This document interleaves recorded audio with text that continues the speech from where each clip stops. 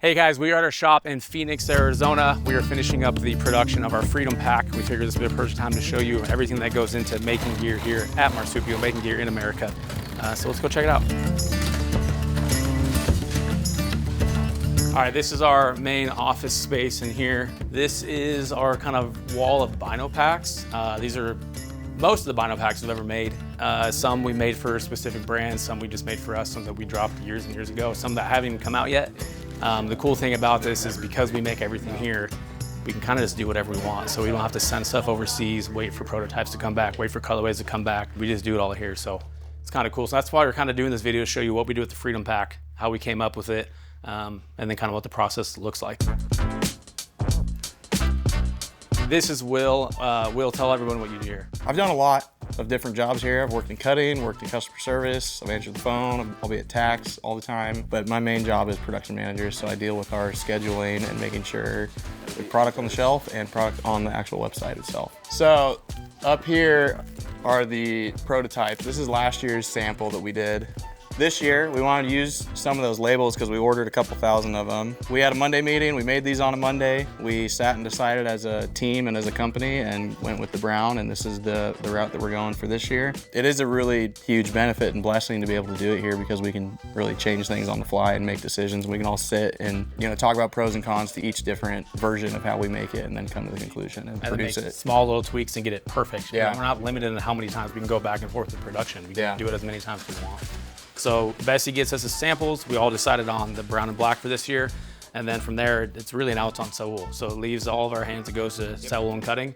And then you guys kind of just wait. Yeah, I mean, so we formulate how many we want, how many we're gonna put on the schedule, actually put it on the schedule, and I talk to Saul, our cutting lead manager, and he then incorporates it into his schedule. And yeah, we can head over there and go see what that process is like. We are in our cutting department.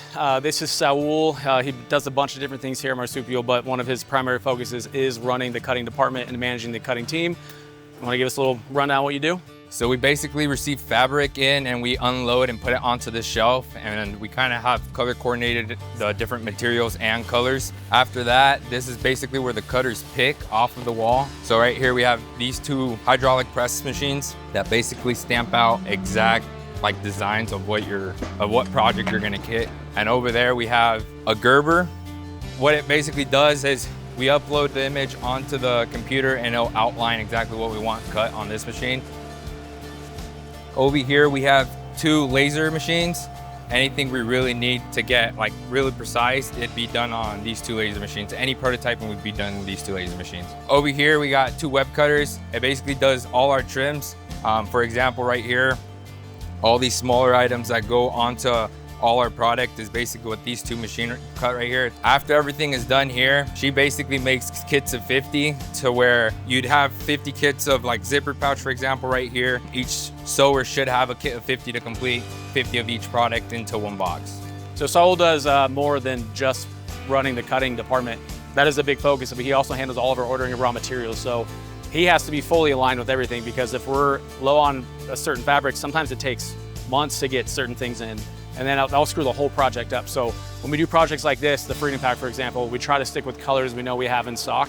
So Coyote Brown and Ranger Green were those two options. We always have those, and we do our best to always have those. So you guys cut everything we need to make 50 of whatever that product is. You guys put all those pieces into a 50 kit, and then what's the next step? Once that's done, we basically throw everything in a box, which should be 50 of each material.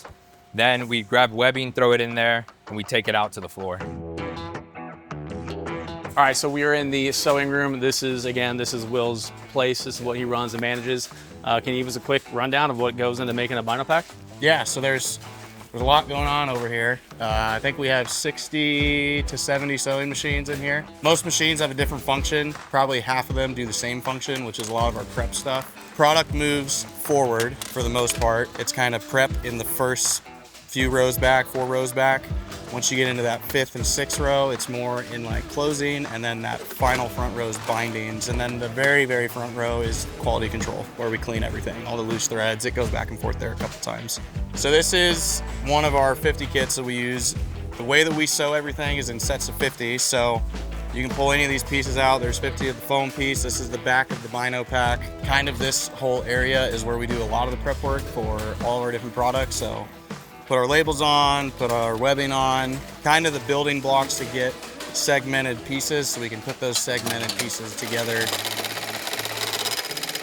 So now we're here kind of in phase 2, if you want to call it. This is a more advanced section of stage 2, but we're getting the 3-dimensional portion of the pack put together. So this is a really important step in our process because it's what actually gives the pack its life and shape. We are working on the Freedom packs, as you can see, but this is probably 80% done pack right here. So now we're in our final phase of number 2, which is closing, which I call binding, which is where we're putting the finishing edge on the product.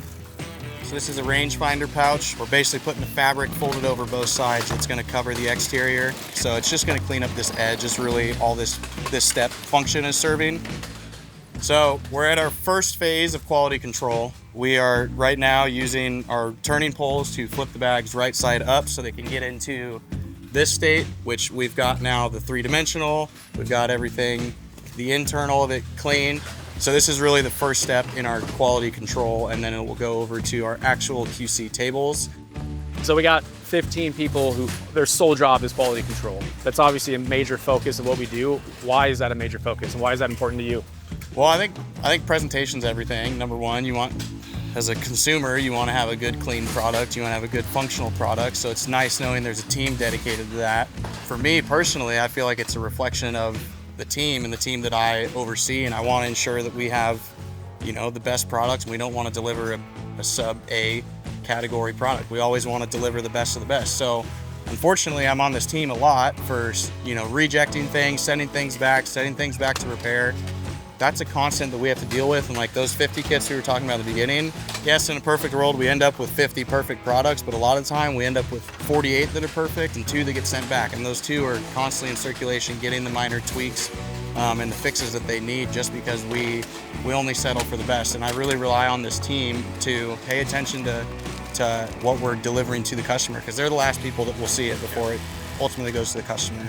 It would obviously be easier for all of us if we didn't actually manufacture it here, but we don't do that, and we'll never do that. Yeah. Why? Why would we never do that? Why don't we do it now?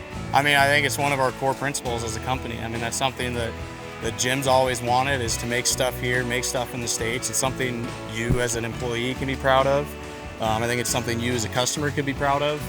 Purchasing something that somebody in here made it. And like you've seen before, we can prototype, we can do this, we can change things on the fly that I feel like you really can't do at other companies. What does the Freedom Pack mean to you? Freedom Pack to me means keep our jobs in the US, make stuff here, do it the hard way, and don't settle for anything but the best quality. That was pretty good. That was good. This is what we do. This is a very small glimpse of what we do. We have an awesome team. And if you got a problem, we'll fix it. We want you to have a product that works. That's the whole point of doing this, and the blessing that we are able to do it here. If something's wrong, we can fix it. And we probably have a single-digit amount of repairs each week, and there's thousands and thousands and tens of thousands of our products floating around. And so call us. We want you to have something that works. Check it out at marsupialgear.com.